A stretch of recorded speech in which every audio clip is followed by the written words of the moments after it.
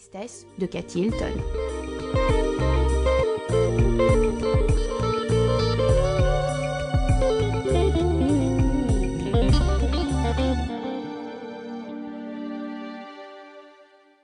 Les ancêtres de Paris Hilton viennent de Norvège. Augustus Halvorsson Hilton, dit Gus Hilton, est né en 1854 en Norvège et il a immigré aux États-Unis en 1870 à l'âge de 16 ans.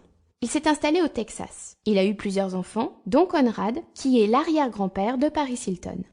C'est lui, Conrad, qui a créé en 1919 à Dallas, au Texas, le groupe hôtelier qui porte son nom, Hilton. À force de travail acharné, la société de Conrad Hilton devient en 1943 la première chaîne hôtelière américaine. Aujourd'hui, en 2008, le groupe Hilton, c'est plus de 500 hôtels de luxe répartis dans toutes les plus belles villes du monde. Cela représente plus de 175 000 chambres d'hôtel. Marié 3 fois, dont une fois avec la célèbre actrice de cinéma Zaza Gabor, le fondateur de l'Empire Hilton a eu 4 enfants de 3 épouses différentes.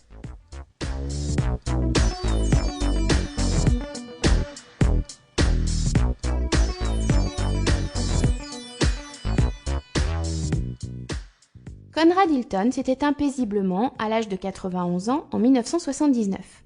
Lors de la lecture de son testament, c'est un véritable choc pour toute sa famille, et particulièrement ses 3 fils.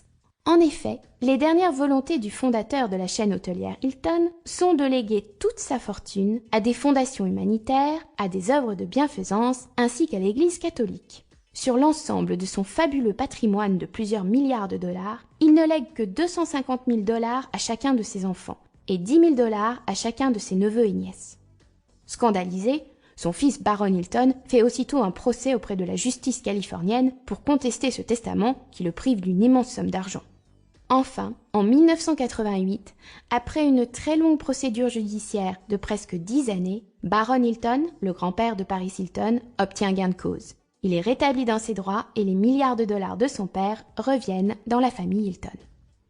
Aujourd'hui, d'après le magazine Forbes, Baron Hilton, le grand-père de Paris Hilton, a une fortune personnelle évaluée à 1 milliard de dollars. C'est un de ses fils, Richard Hilton, que ses amis appellent Rick, qui est le père de Paris Hilton.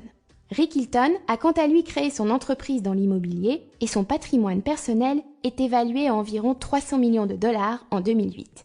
La richesse de l'ensemble de la famille Hilton est évaluée à environ 6 milliards de dollars.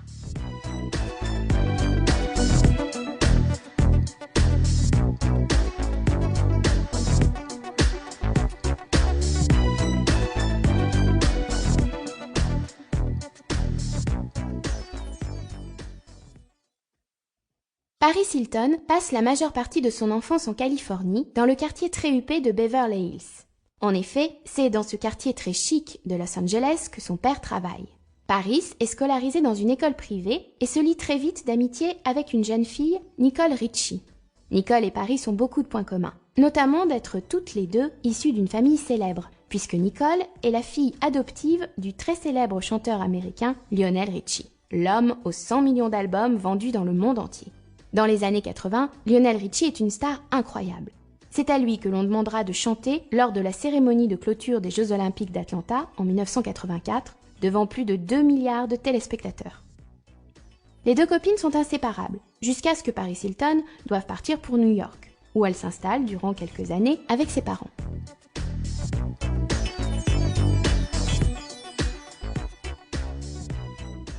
Les Hilton choisissent d'habiter sur Park Avenue, au dernier étage de l'hôtel familial, le très célèbre Waldorf Astoria.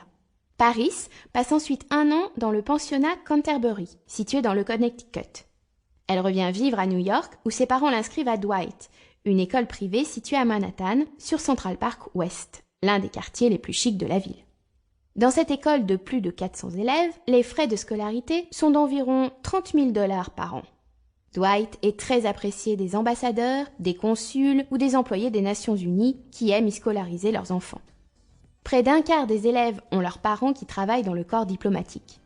Paris Hilton a quitté l'école avant d'obtenir l'équivalent américain de son brevet des collèges.